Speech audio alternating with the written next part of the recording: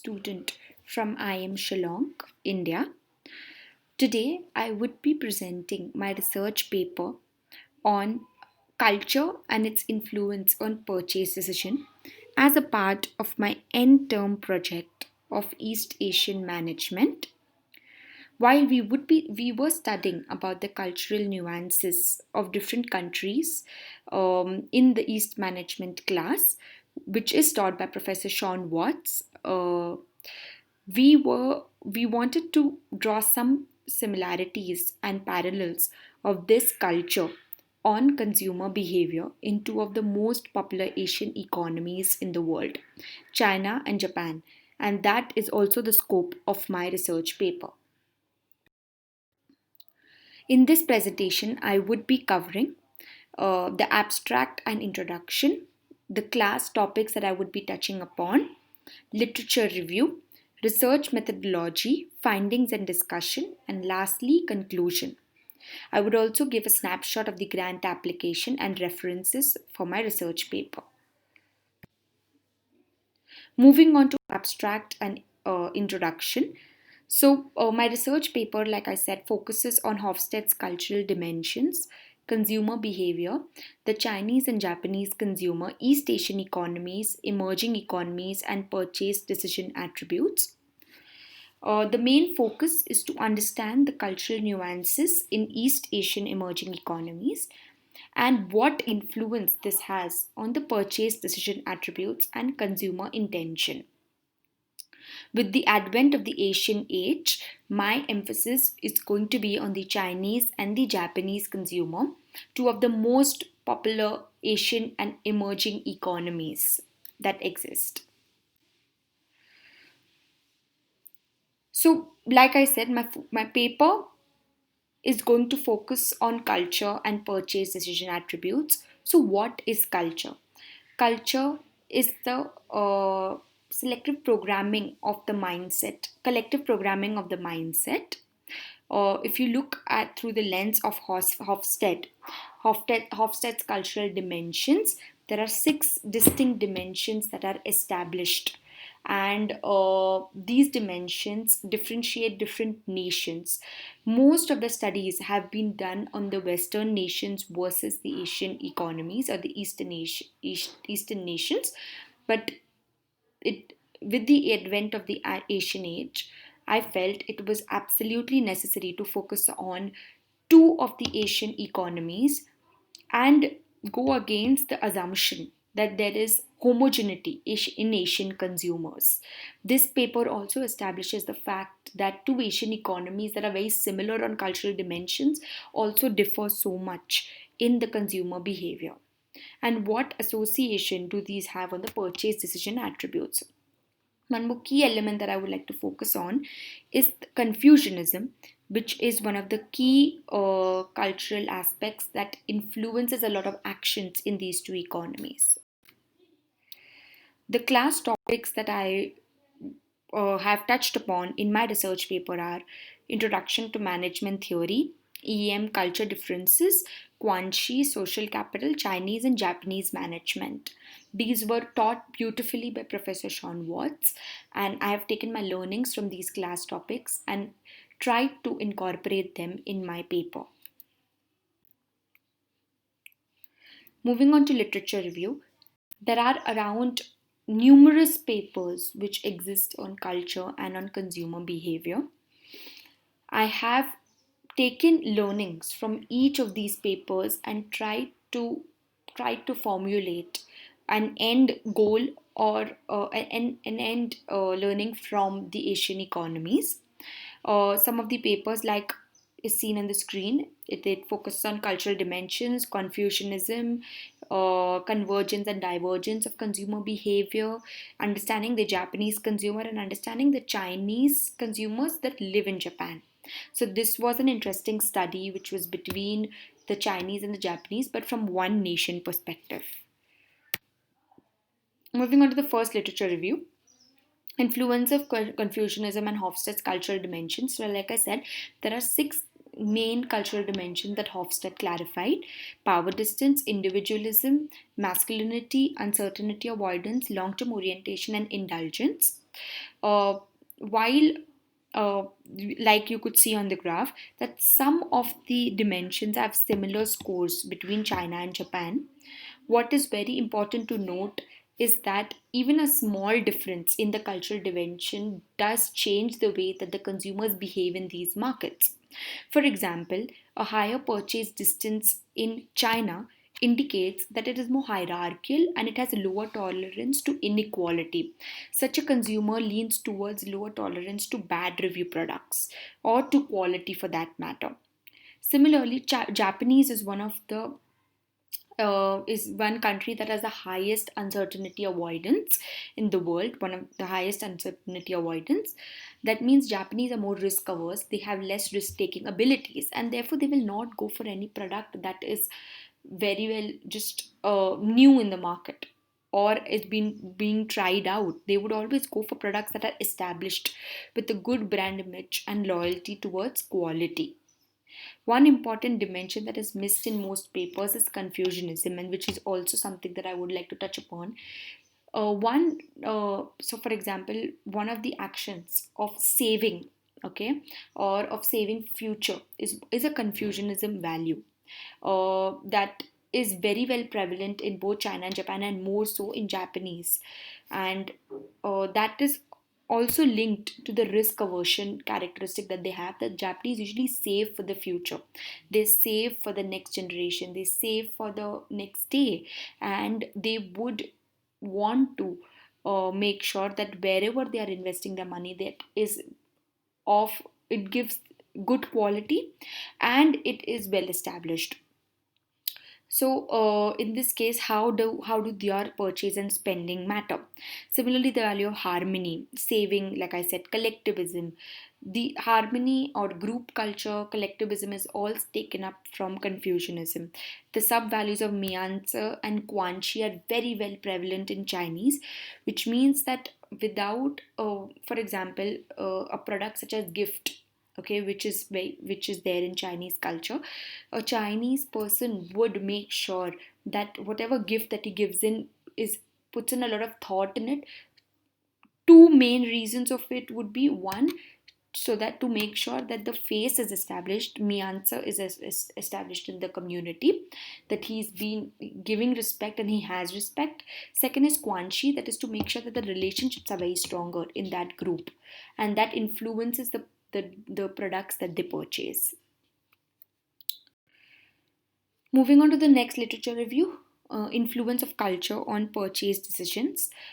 This was specifically done in amusement parks, but the learnings can be generalized because I could see that these learnings are very common in the other literature reviews as well. So, purchase decision attributes, they're very deep rooted in theories that explain decision making, and these are all normative theories, which suggest that while the consumer is always taken as a rational human being with maximum, and that his behavior is always guided by maximum utility, such might not always be true. Consumers go through not necessarily that the consumer decisions are always rational, intentional, sensible, conscious, or agreeable. They go through three different phases, that is, conflict, evaluation, and purchase. And it is very interesting to note how cultural factors influence these phases. Second topic is the convergence and divergence of consumer behavior. So, this focuses on the fact that while the economies are converging, they are coming together. There are common economic indicators for different nations, and it is assumed that the consumers will also be homogeneous. For example, there is a much popular saying that the Asian consumers are all the same, but not necessarily. In Asia, also, the consumers showcase a lot of heterogeneity and divergence, and this can be seen by the variation that this study result that the variation that this study saw in a group of 26 countries. For example, for a feminist culture like China, there is less need to own expensive watches to denote success, whereas status and symbol is very, very important in Japan. So, Japan, Chinese, China, both are Asian economies. They are both on common indicators. They are both little more collectivist as the Western world, but they are still heterogeneous in consumer behavior, and that is one finding which really needs to be focused on. Moving on to another research paper that I came across, a very interesting one again, which talks about Japanese consumer, which says that the influence of Japanese topography, location, post World War, higher popular density, was very strong in the actions of Japanese. For example, the Japanese topography was always inland. They did not have much raw materials. That is why they always focused on imports. They were addicted to a lot of imports, and they are not very comfortable with domestic produce, which is there because they've never been very addicted to the domestic produce. Uh, so for them, foreign brands, foreign products are very well valued. Okay, the other thing is the post World War, where post World War, which says that post war, the Japanese economy grew rapidly, which is also known as a Japanese miracle. That in a very short span of time, the economy grew a lot, and this is the reason why Japanese earlier used to not spend, but then they suddenly started spending a lot, and they spent a lot with the increase in income. Their purchases also increased a lot on luxury products. Okay, that is the reason why they started getting more addicted to the luxury products.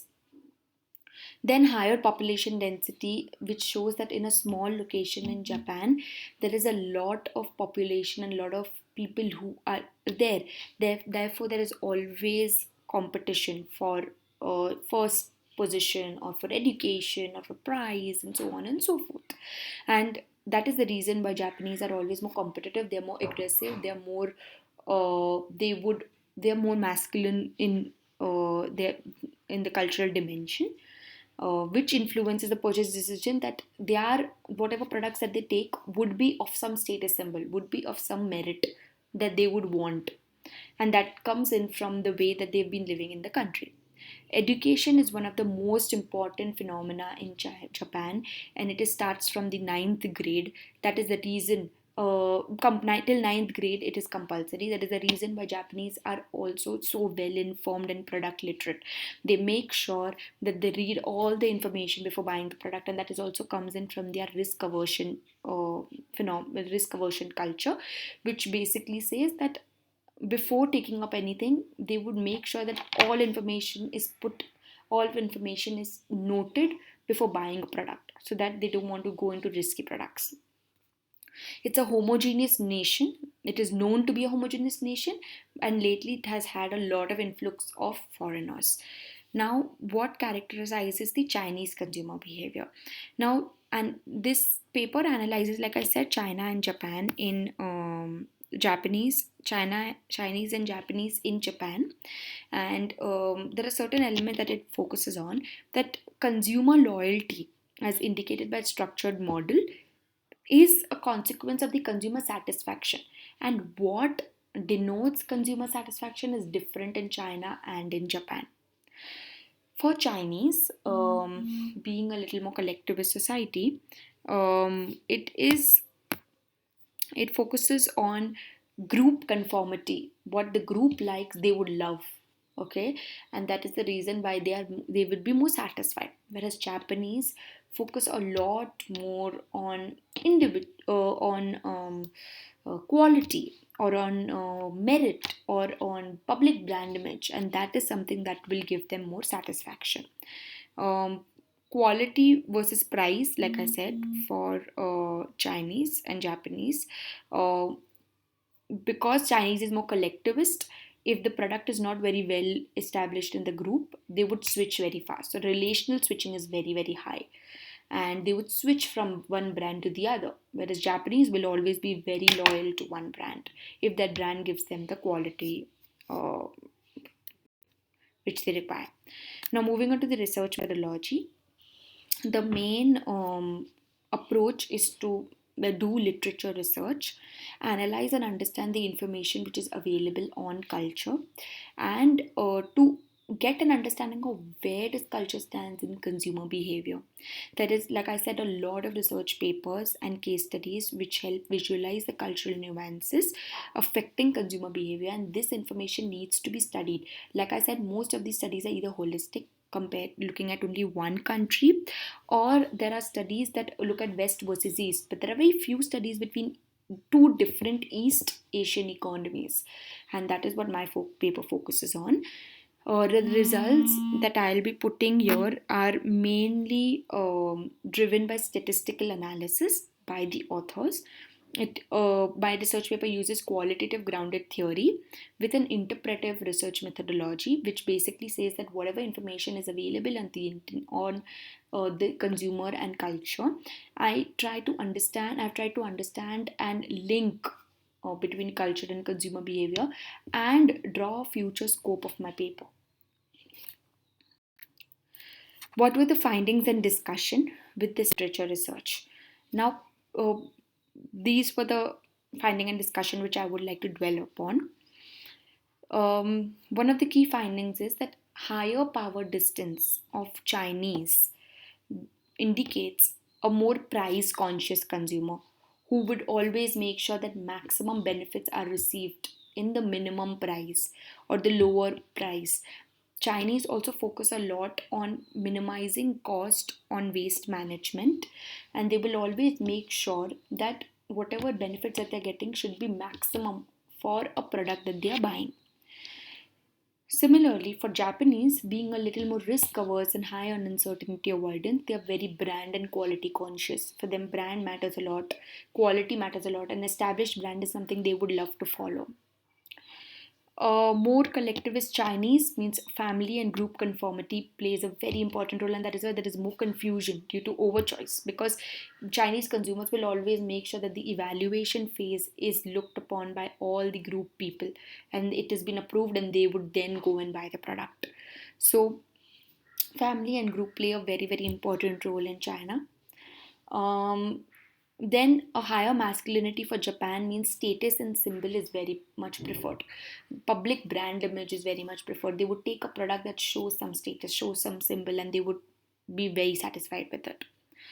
Now, if you look at, I would like to put upon one more point that Chinese and Japanese both are, while Chinese are a little more short term oriented, Japanese are more long term oriented, which means that for a Japanese person, the past purchases play a very important role, and he or she would take in reference from the past purchase, use it, be loyal to the brand, and give positive recommendations and word of mouth.